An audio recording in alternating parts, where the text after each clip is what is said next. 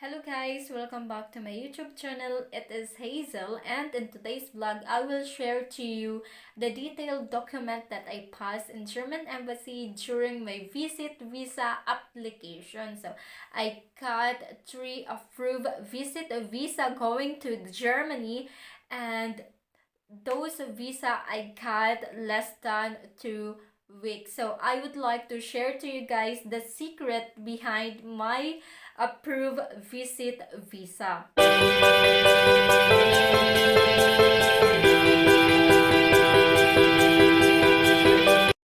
Where documents are the crucial part of your visa application. So usually these documents are categorized into two groups.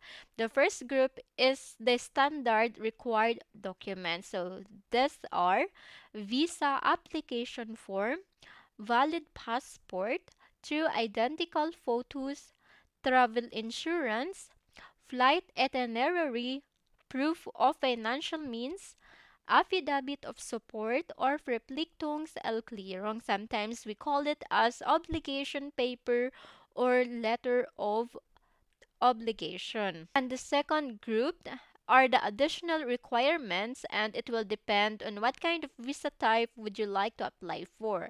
But for the visit visa, and here is the list of the additional requirements for you to be submitted in the embassy.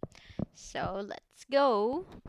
Visa application form that you can download it in this website. So these are the updated application form that you can use, that you need to fill out for your application. So make sure guys that you enter all of your information correctly. So this form you can fill out online, or you can download, print, and fill in by your hand.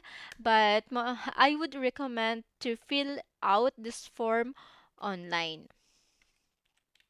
And the second one is your valid passport. And then make sure guys that before your travel going to Germany, may 6 months validity pa siya bago mag-expired. At dahil 3 months lang yung maximum stay for the visit visa before going back to the Philippines, dapat meron pa siyang 3 months after your return from Germany. And then your two biometrical passport photos. So the embassy will ask you to provide 2 copy of your ID picture. So here is the correct photo guys, because maraming nagkakamali dito. Because they don't know that the embassy have their own requirements when it comes to ID picture. So so 45 millimeter and 35 millimeter. So the background should not be blue, should not be gray. And so I put here some pictures so you can compare. Guys, and this is the correct one. And travel health insurance. So in my case, I have here my insurance, which is from Care Concept. So Care Concept is an European insurance. Ayan siya guys, and valid for 90 days at 90 euros. So meaning 1 euro for 1 day. So this is not so expensive. Ayan, so last name Bagadyong Hazel. So this is my health insurance. I also have my liability and accident insurance, which also from Care Concept. Ayan siya guys. And this is the um contact information. So hindi ko na siya guys blinard. So if you want to purchase this travel insurance, ayan guys. So message nyo tong email na to, or you can call.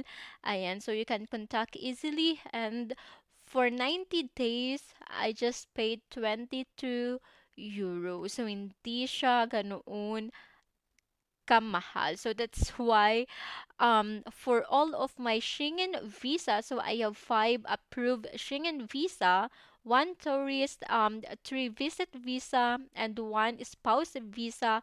All of those I use care concept. And the next is your flight itineraries or your flight ticket. So guys, when you are applying for visa, ayan, so make sure that you pass a flight ticket which is have a valid booking reference or with valid flight ticket. So in some case, dummy ticket, yeah, the embassy accept dummy ticket without booking reference and ticket number, but in some case, guys, with valid flight reservation, ayan, it will not going to put your application in risk. Kasi guys, chine-check yan ng embassy if your ticket is valid or not, because they can easily rejected your visa knowing that you didn't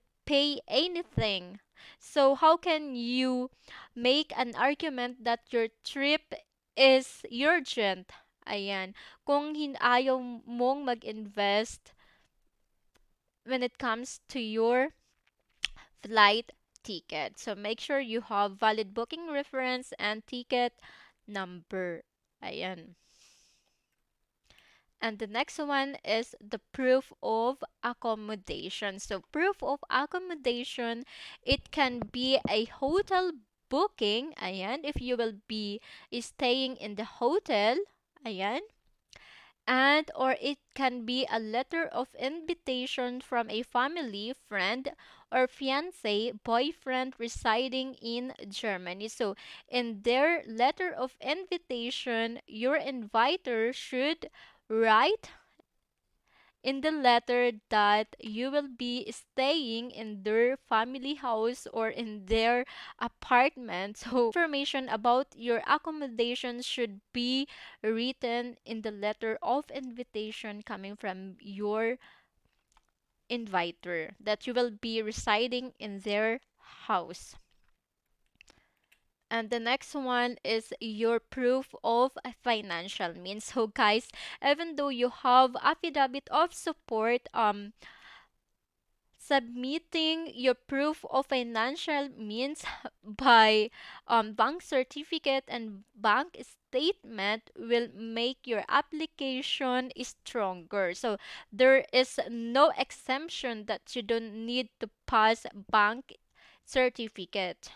Ayan. So kahit guys hindi gaanong kalakihan yung pera mo sa bangko, the most important is meron kang pinakitang certificate that you have your own money in the bank regardless kung magkano pa yan. Ayan guys, so you can see, ayan, sasabihin nyo doon sa bangko, sa BDO, you are getting bank certificate because of the visa application, and the certificate should be addressed here. Ayan dapat siya guys for German embassy. Ayan yung address ng embassy sa Makati. And yeah, stating your name and the branch and how much money do you have. And at the end, this is for visa application.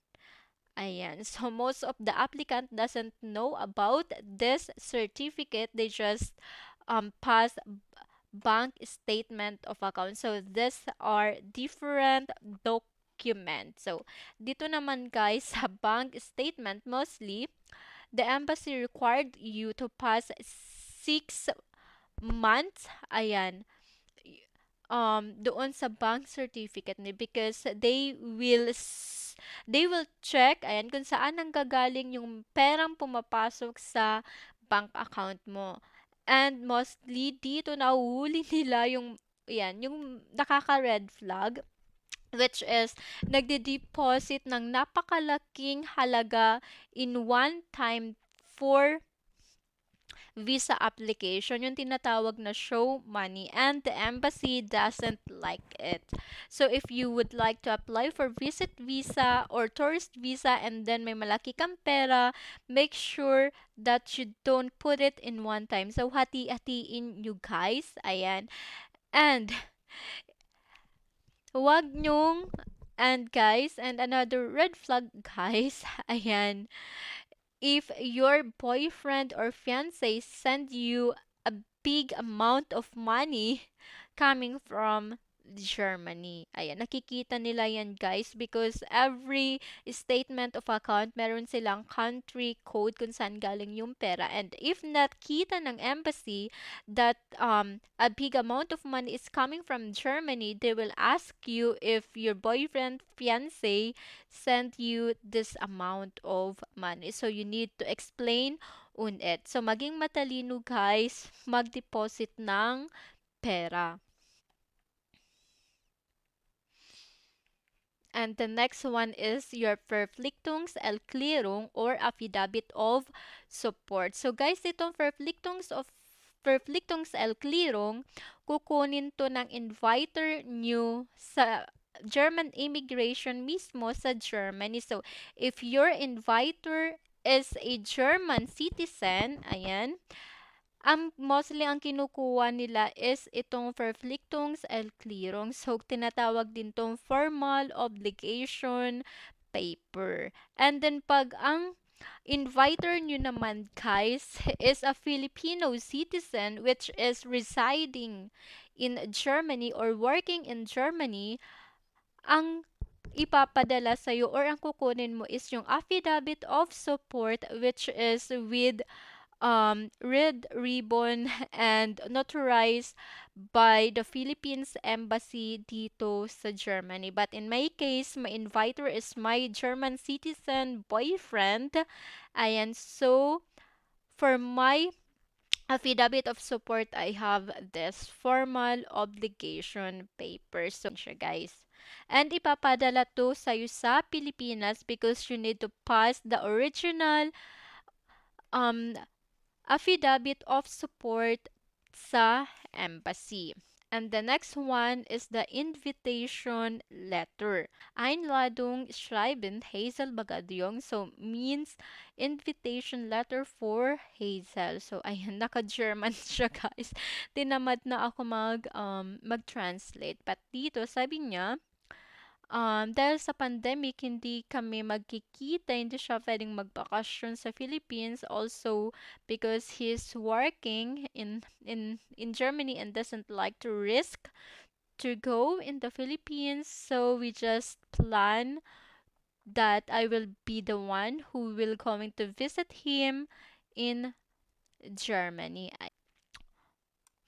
Ayan, gusto niya akong makilala pa. Ayan, to know each other more and to spend time with the family. Ayan, guys, all the expenses when it comes to your um insurance, flight ticket, and everything will be shouldered by him. Is passport copy of the inviter and residence permit in Germany. So your fiance, boyfriend, relatives passport copy, not the original one, just the copy or scan of it, and their scan residence permit. So, and proof of relationship. So sending pictures for proof of relationship, you need also guys to enter the date and the place where and when it is happened. So don't forget to write every date on it. So first vacation in Germany, ayan, 2018. I also include some pictures from from his family and our pictures together and my family and our vacation in Singapore. Next one is the declaration of relationship. Declaration of the existence of the relationships. If your inviter guys is your fiancé or boyfriend. So, kailangan meron kayo nitong declaration of relationship. So, fill in by him and this is yours. Ayan, dito ka mag-fill in. And if you've been previously met once in Germany, or you have been traveled one time in Germany, you can check here. If not, ayan, we can check nothing. And or if you have shared residence in other country, for example, if your boyfriend also live for a long time, or more than 3 months in the Philippines together with you, you can put it checked here. And if two of this doesn't apply in your case, ayan, so you don't need to check. And the signature, so signature of your partner and your signature. So in this, guys, I would recommend to have authentic signature. Ayan, so lagi kaming authentic dito, not electronic signature. And next one, guys, is the evidence of your rootness. So during my application, ayan, I was employed, so I submit um my certificate of employment, company ID, and letter of absence from work. Ayun siya, guys. And two of my visa, ayun, unemployed na si ako. Wala na akong trabaho, but still I did it and I got my visa. In this presentation, guys, sinama ko na yung iba't ibang klaseng evidence na pwede nyong magamit when it comes to rootness. So aside from certificate of employment, you can also attach documents or proof of ownership or properties, yan, land title, car registration, stock certificate, ayan, if you own your business, ayan, attach your business registration and income tax return. If not, if you are a digital or a freelancer, ayan, kung freelancer ka, guys, you can also submit your freelancing website and screenshot, and your statement of account coming from PayPal or in any kind of payment method. Proof that you are doing something worthwhile in the Philippines, like you are a volunteer at a non-profit organization, or you are undergoing a training under a company. And you can also submit your PRC ID or professional ID. This is one of the powerful document, because this one you can prove to the embassy that you are nothing. So you are well educated person, and for that you doesn't want to take a risk, you doesn't want that your name be destroyed. So if you are still studying in the university, so pass your certificate of enrollment and school ID, and gets proof of the urgent of the visit. So when if someone is sick in the family, ayan, if your boyfriend, fiance is sick and need your support, and if one member of the family is die, if one member of the family give birth or will going to get married, ayan. So in my case, my proof of urgent of the visit is I was enrolled in one of the German-based school to learn German language, and yun yung sinabi kong urgent of the visit, and they accepted the travel history. Ayan, guys, so chine-check din ng embassy yung mga passport stamped mo, because they would like to check ano na ba yung mga bansang napuntahan mo and how long you stay there, because means you afford this kind of trip, you can also afford your visit in Germany. So I would recommend to keep your old passport. If nakapag-renew ka na ng passport, keep it, and when you are applying for Schengen visa, pass it together with your new passport. Well, and willingness to return to the Philippines. So this additional document, guys, you cannot see it in the list that the embassy provided in their website, but it is necessary for you to write additional letter explaining your purpose and willingness to return to your home country. So in my letter, this is my personal details and the address of the embassy and German embassy, the heading, informal declaration explaining the purpose of my travel and willingness to return to the Philippines. And here in the first paragraph, I give some information about my personality. And I also confirm that I am in a long term relationship with my fiance, Mr. Pin. And some um, story about how we met each other. Ayan, that the embassy also know about your existing relationship. Ayan. And this one is about my online language training. Ayan, is German based kasi guys yung aking school before. Ayan. Here in my letter, I also include the reason why I am unemployed because the embassy will trying to um to to question you why you are unemployed, and because there's no face-to-face interaction between you and the consul, you need to answer their questions in a form of letter. So I answered these questions in their mind why I am unemployed, like I quit my job as a teacher. So include your previous job. If you are a businesswoman, wrote here you are a businesswoman before. Ayan. And the reason. Ayan, guys. And also, I wrote here due to pandemic as a private teacher, my profession was very affected, proving to be difficult for me to be back at work. Ayan, so nagdrama ako ng konti. The reason. Ayan, makikita nyo guys, yung reason ko is napakahaba niya. Naka 1, 2, 3 pa kasi siya.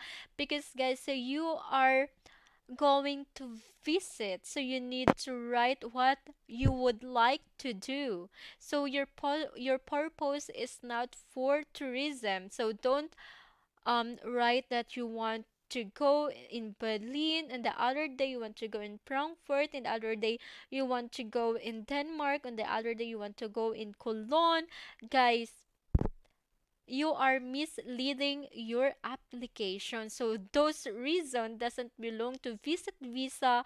Otherwise, it is for tourism, so you are automatically rejected. You apply for visit visa, but your purpose is for tourism, so you need to apply for tourist visa other than visit visa. So here, guys, I wrote number one, I would like to reunite with my fiance because amid the pandemic, most of our plan did not work, including our plans to get married this year. At the moment, we communicate via Skype, WhatsApp, ayan. I say, but nothing can beat a good communication with a real presence of him. So we've been 4 years in relationship, and our commitment to see each other is our way to make us stronger. So this is one of my reason why I want to be reunite with my fiance. So nakakakilig siya, guys, 'di ba? Ayan. At number two, guys, ayan, his family, financially, his father, ayan, age of 66 need support because guys, visit also means you would like to do something worthwhile together with the family of your fiance or boyfriend. Hindi lang guys, gala ka ng gala, gusto mo gumala ng gumala. That is tourism, but your purpose is visit, or you would like to help someone, you would like to see someone. Ayan. So, I said here, um, a someone on his side to help him to do household chores, clean the garden, plant vegetables, and do groceries. So, I will be grateful to help in any means that can have a huge impact on improving someone's well-beings. Diba guys? Ayan. So, this is the powerful statement at the end of every paragraph. Ayan. So the number three reason is that this vacation also is a great opportunity for me that during my stay I can practice my German language skills. So guys, take note that you cannot marry or you cannot residing in Germany unless you study and pass the German language examination. So studying German language, you can always use this as your reason why you want to go in Germany. And the embassy will be happy to hear it coming from you that you are willing to learn the language. Ayan. Guys, I wrote why it is necessary for me to go back in the Philippines. So, ayan, you are confessing and that you don't have any interest for an illegal offense against the member state of the European Union, included the Federal Republic of Germany. Ayan siya guys. So, nakuha ko tong statement na to sa nabasa kong libro coming from the German immigration or coming from the German Ausländer Behörde. So, lagi ko na siyang ini-include dito sa mga letters ko. Because also guys, your application, hindi lang siya ina-approve by the consul itself, but your document also are are being checked by the German immigration dito sa Germany bago nila isesend yung hint if you are rejected or not sa embassy sa Pilipinas. Additionally, because of the situation, we booked already the flight ticket with flight date on August 1, blah blah blah blah, until October 31, 2021. So I wrote here that I already invest my money for the flight ticket, but make sure guys that this flight ticket is refundable in case um your application um is rejected. And but I remind the embassy that I invest money because I believe that my purpose is urgent and worthwhile. And also here, moreover, I am authorizing my fiancé, ayan, Mr. Bean, to support my application and attach here. So, lagi nyo to guys isusulat sa letter nyo because in case, ayan, may mga tanong kayo or additional, you need to pass additional supporting documents, ayan, kung hindi nyo kayang gawin, yung boyfriend or yung fiancé mo ang gagawa for you. So, wrote it in your letter. The visa fee. So how much it cost? I guess so mostly for adult it costs 80 euro. Ayan, and for dollars 96. Children's age of 6 to 12 is 40 euro, and children's younger than 6 years old age is free, and a family member of an EU national is free, or if you are married in any EU nationality, you are free. So in my case, for my spouse visa or family visa, I am free. Ayan. Ayan guys. So when applying for a Schengen visa, there is a non-refundable mandatory visa fee every applicant must pay. So guys, if you are rejected, the embassy will not going to refund your money. Sa kanila na yun, guys. Ayan. The Schengen visa application cost include the visa fees payable at the corresponding embassy consulate when applying. So guys, wag kayong magpapa-scam. Ayan, magbayad lang kayo sa embassy mismo at the day of your appointment. Ayan. And how long that it take to how long does it take to get a Schengen visa? It takes 15 days to process a Schengen visa. However, Schengen visa processing time may vary in some specific situation. In any case, the visa processing time may be extended to 30 days after the interview. So if your application doesn't have any problems, you pass all the required documents, ayan. So 15 days is the maximum. Sometimes it can be faster because one of my passport, no, one of my visa, I got it just for in 1 week. Ayan, ang pinakamatagal guys is 30 days.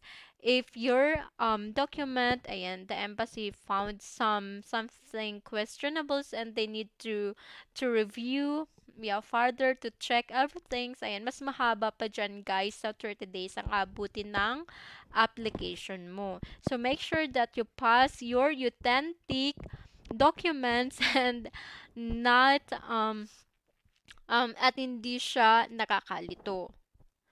Ayun, guys. So this is the end of my presentation. Yay! So I hope this video guys will guide you at sana marami kayong natutunan. Ayan. So just follow all what I say for your visit visa application and 100% guys you will be approve. Ayan. So if you have questions, you can type your comment in the chat box. And if you like this video, guys, please like and don't forget to subscribe. Ayan. So marami pa akong ginagawang video for Schengen visa application and but for now, guys, thank you for watching and see you in my next vlog.